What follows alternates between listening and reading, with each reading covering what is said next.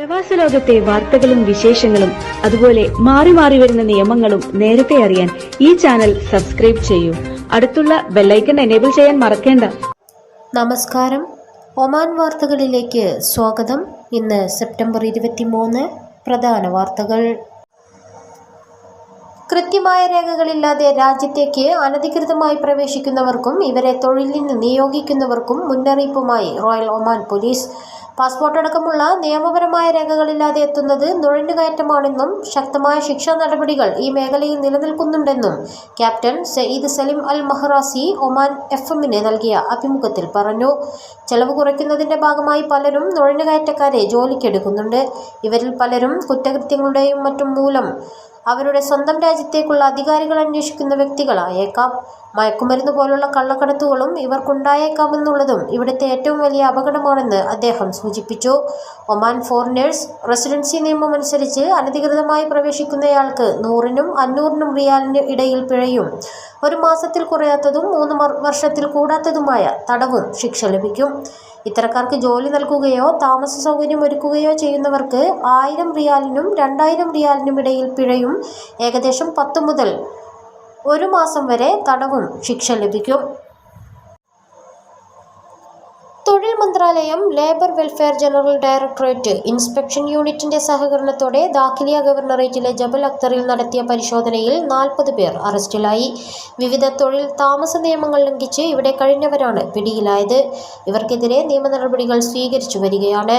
രാജ്യത്ത് സ്വദേശീവൽക്കരണ നടപടികളും വിസാവിലക്കുകളും കർശനമാക്കുന്നതിനൊപ്പം ശക്തമായ പരിശോധനയും തുടരുകയാണ്.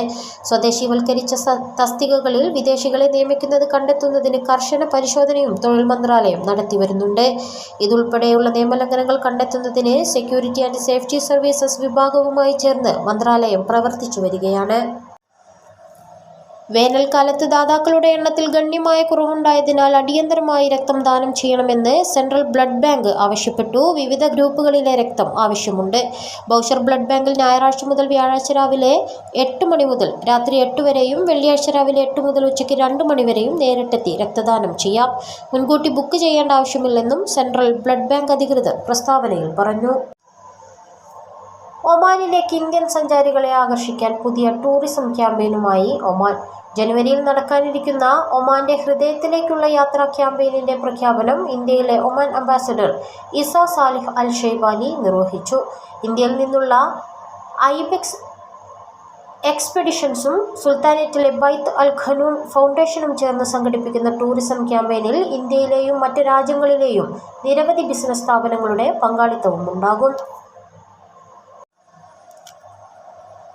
വടക്കൻ ഷർക്കിയ ഗവർണറേറ്റിലെ വാദി ബനി ഖാലിദ് വിലായത്തിൽ ഹൈക്കിങ്ങിനിടെ വീണ് പരിക്കേറ്റയാളെ രക്ഷപ്പെടുത്തി. പർവ്വതമേഖലയിൽ കഴിഞ്ഞ ദിവസമാണ് സംഭവം. അപകട വിവരം അറിഞ്ഞ് ഇവിടെ എത്തിയ സിവിൽ ഡിഫൻസ് ആൻഡ് ആംബുലൻസ് വിഭാഗവും ഇയാളെ ആശുപത്രിയിലെത്തിച്ച് അടിയന്തര ചികിത്സ ലഭ്യമാക്കി. ഹൈക്കിങ്ങും ട്രക്കിങ്ങും നടത്തുന്നവർ സുരക്ഷാ മാനദണ്ഡങ്ങൾ ഉറപ്പുവരുത്തണമെന്ന് അധികൃതർ ആവശ്യപ്പെട്ടു. അനുമതിയില്ലാതെ തപാൽ ഡെലിവറി സേവനങ്ങൾ നൽകുന്ന കമ്പനികൾക്കെതിരെ നടപടിയുമായി ടെലികമ്മ്യൂണിക്കേഷൻ റെഗുലേറ്ററി അതോറിറ്റി. ദോഫാർ ഗവർണറേറ്റിൽ അധികൃതർ കഴിഞ്ഞ ദിവസങ്ങളിൽ നടത്തിയ പരിശോധനയിലാണ് ലൈസൻസ് ഇല്ലാതെ പ്രവർത്തിക്കുന്ന കമ്പനികളെ കണ്ടെത്തിയത്. ഇവർക്കെതിരെ നിയമപരമായ നടപടികൾ സ്വീകരിക്കുകയും ചെയ്തു. രാജകീയ ഉത്തരവ് 71/2012 പുറപ്പെടുവിച്ച വ്യവസ്ഥയിലെ തപാൽ സേവന നിയന്ത്രണ നിയമങ്ങൾ പാലിക്കാതെയായിരുന്നു കമ്പനികൾ പ്രവർത്തിച്ചിരുന്നതെന്ന് അധികൃതർ പറഞ്ഞു. KCC ക്രിക്കറ്റ് ക്ലബ്ബ് സംഘടിപ്പിച്ച യാസിർ മെമ്മോറിയൽ കപ്പ് 2024 ടൂർണമെന്റിൽ ഒമാനിലെ 8 പ്രമുഖ ടീമുകൾ പങ്കെടുത്തു. ആവേശം നിറഞ്ഞു നിന്ന ഫൈനൽ മത്സരത്തിൽ BCC ബില്ലയും MCC 11-ഉം തമ്മിൽ ഏറ്റുമുട്ടി. ടോസ് നഷ്ടപ്പെട്ട് ബാറ്റിംഗിനിറങ്ങിയ BCC ബില്ല 8 ഓവറിൽ 3 വിക്കറ്റ് നഷ്ടത്തിൽ 120 റൺസ് എടുത്തു. മറുപടി ബാറ്റിംഗിനിറങ്ങിയ MCC 11-ന് 7 ഓവറിൽ 67 റൺസ് മാത്രം എടുക്കാനേ കഴിഞ്ഞുള്ളൂ. വിജയികൾക്കുള്ള ട്രോഫിയും ക്യാഷ് പ്രൈസും ഇസ്മായിൽ, ഇർഷാദ്, സാദിഖ് എന്നിവർ ചേർന്ന് നൽകി. അന്താരാഷ്ട്ര വിമാനത്താവളത്തിൽ പാർക്കിംഗ് ഫീ അടയ്ക്കുന്നതിന് പുതിയ സംവിധാനം ഒരുക്കി ഒമാൻ എയർപോർട്ട്സ് അധികൃതർ. പാർക്കിംഗ് ടിക്കറ്റിലെ QR കോഡ് ഉപയോഗിച്ച് മൊബൈൽ വഴി തുക അടയ്ക്കാൻ സാധിക്കും. വിമാനത്താവളത്തിലെ പേയ്മെന്റ് കിയോസ്കിന് മുന്നിൽ വരി നിന്ന് സമയം കളയുന്നത് ഇതുവഴി ഒഴിവാക്കാൻ സാധിക്കും. പാർക്കിംഗ് തുക കൃത്യമായി QR കോഡിൽ നിന്നും അറിയാൻ കഴിയുമെന്നതും യാത്രക്കാർക്കേറെ സൗകര്യപ്രദമാകും. സലാലയിലെ സാമൂഹിക സാംസ്കാരിക മേഖലകളിൽ തന്റേതായ വ്യക്തിത്വം ഊട്ടിയുറപ്പിച്ച ഇൻകാസ് ദോഫാർ നേതാവ് നൈനാൻ കെ ഉമ്മന്റെ അകാല വിയോഗത്തിൽ ഇൻകാസ് ദോഫാർ അനുശോചനം രേഖപ്പെടുത്തി. Indian consular agent doctor Sanathanan അനുസ്മരണ യോഗം ഉദ്ഘാടനം നിർവഹിച്ചു. പ്രസിഡന്റ് ഹരികുമാറിന്റെ അധ്യക്ഷതയിൽ ചേർന്ന യോഗത്തിൽ ജനറൽ സെക്രട്ടറി അജി ഹനീഫ സ്വാഗതവും സലീം നന്ദിയും പറഞ്ഞു. തലച്ചോറിലുണ്ടായ രക്തസ്രാവത്തെ തുടർന്ന് ഇബ്രി ആശുപത്രിയിൽ വെന്റിലേറ്റർ സഹായത്തോടെ കഴിഞ്ഞിരുന്ന ഗുരുവായൂർ സ്വദേശിയായ സത്യനെ വിദഗ്ധ ചികിത്സയ്ക്കായി നാട്ടിലെത്തിച്ചു. 40 വർഷമായി ഒമാനിൽ പ്രവാസ ജീവിതം നയിക്കുന്ന സത്യൻ ശാരീരിക അസ്വസ്ഥതകളെ തുടർന്നാണ് ഇബ്രി ആശുപത്രിയിൽ പ്രവേശിക്കപ്പെട്ടത്. വിദഗ്ധ ചികിത്സയ്ക്കായി നാട്ടിലെത്തിക്കണമെന്ന വീട്ടുകാരുടെ അഭ്യർത്ഥന ഇബ്രിയിലെ സാമൂഹിക പ്രവർത്തകരായ സുഭാഷ് കുമാർ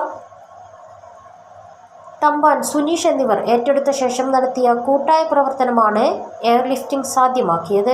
കഴിഞ്ഞ ദിവസം ഒമാൻ എയർ വിമാനത്തിൽ വെന്റിലേറ്റർ സഹായത്തോടെ എയർലിഫ്റ്റ് ചെയ്ത രോഗിയെ പരിചരിക്കാൻ ഡോക്ടർ ഉൾപ്പെടുന്ന മെഡിക്കൽ സംഘവും ഒപ്പം യാത്രയിലുണ്ടായിരുന്നു. ഇബ്രിയിൽ നിന്നും ആദ്യം മസ്കത്തിലെ സ്വകാര്യ ആശുപത്രിയിലെത്തിച്ചും അടുത്ത ദിവസം നാട്ടിലേക്ക് എയർലിഫ്റ്റ് ചെയ്യുന്നതുമായ പ്രവർത്തനങ്ങൾ ഏകോപിപ്പിച്ചത് സാമൂഹിക ക്ഷേമ പ്രവർത്തകനായ മനോജ് പിരിങ്ങത്തിന്റെ നേതൃത്വത്തിലായിരുന്നു.